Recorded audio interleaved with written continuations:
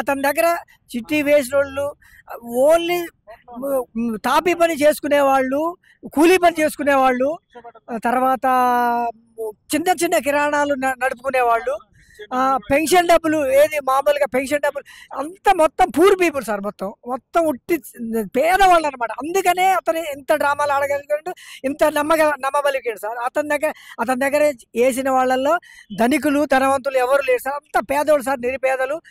విజ్ఞప్తి చేసుకుంటారా ప్రభుత్వానికి?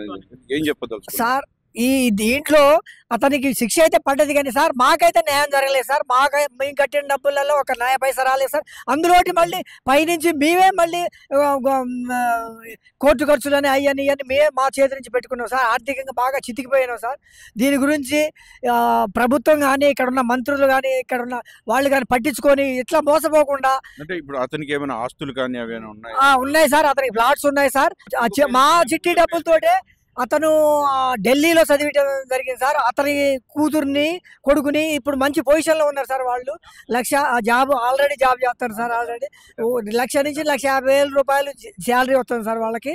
మా డబ్బులతోటి, మా కష్టార్జితంతో వాళ్ళు ఆస్తులు కూడబెట్టుకొని వాళ్ళ పిల్లగాళ్ళని చదివించుకొని ఇట్లా ఆస్తులు పెంచుకున్నారు తప్ప అతను కష్టపడి సంపాదించింది ఏం లేదు సార్. మా డబ్బులతోటి అతను విలాసాలు పొందండి సార్.